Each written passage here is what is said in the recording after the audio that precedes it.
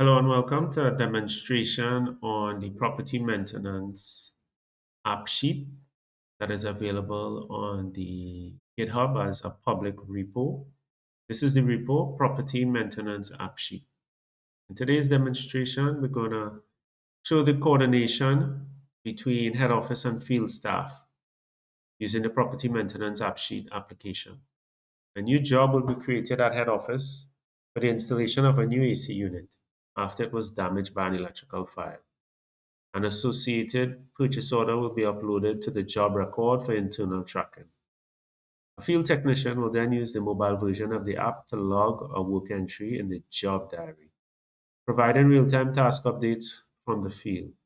The demo will also highlight security features such as field staff being able to log entries but not having access to create new jobs, enforcing role-based permissions. And we can take a look at that right now because this is the desktop version. This is the interface.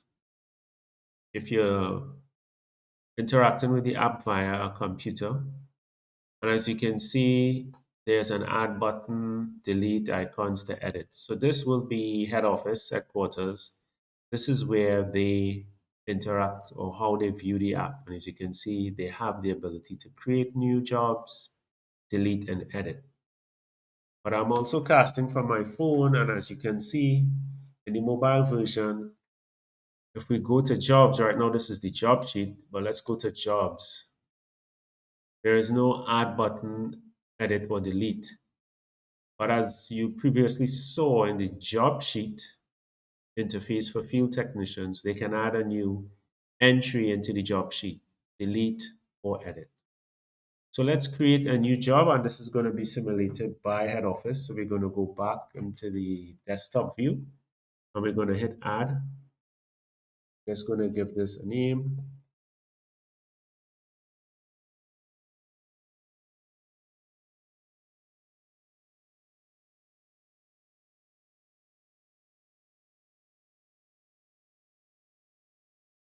Replace the AC unit, maintenance type. This is an emergency. Fire is kind of unplanned. The asset is a AC unit. The location, we're going to put it as Maruga. The log date, as you can see, is uneditable. You cannot change it, but you can always put in a new start and completion date, which gives even more flexibility as the application allows you to log jobs that have already taken place. So we're just going to put a requester, whoever requested this job to be done. Job status, it is approved. It hasn't started as yet. Just approved. We have no contractor for this job. This job is going to be done by the properties department.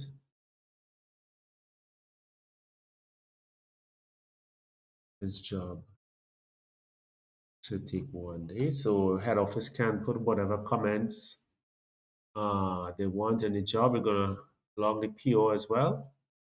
PO for this is 11067. As you can see, it's a mandatory field. We're going to look at the PO status. And we have PO media and media. So PO media allows staff to upload an actual copy of the PO. It could be a PDF or it could be an image. It doesn't matter. So the PO is approved. Now we're going to upload the PO media, which is just basically a copy of the PO.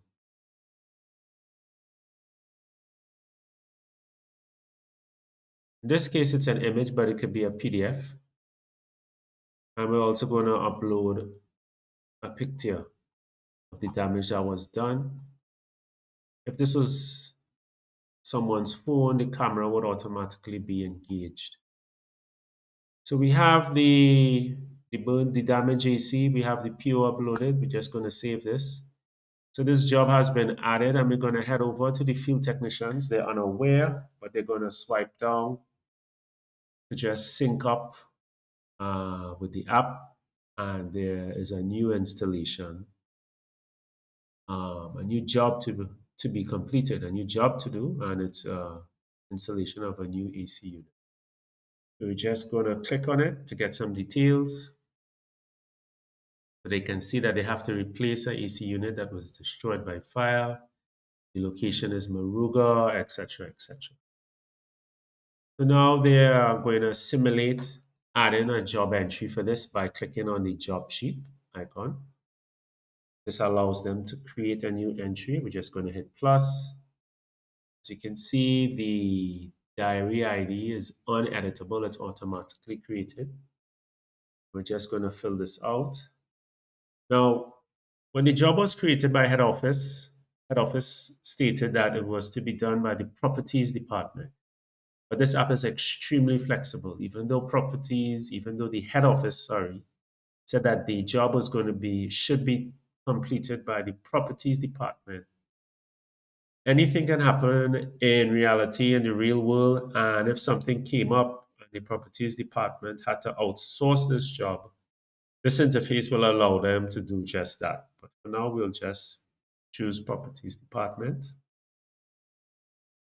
We have the log date. We have the work to be done.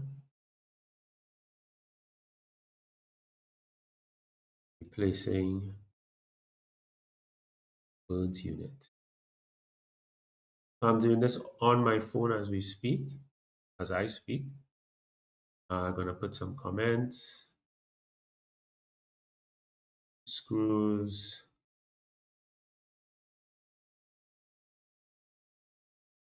Had to be purchased. It's just some random comments. And that's it. We're going to hit save. As you can see, the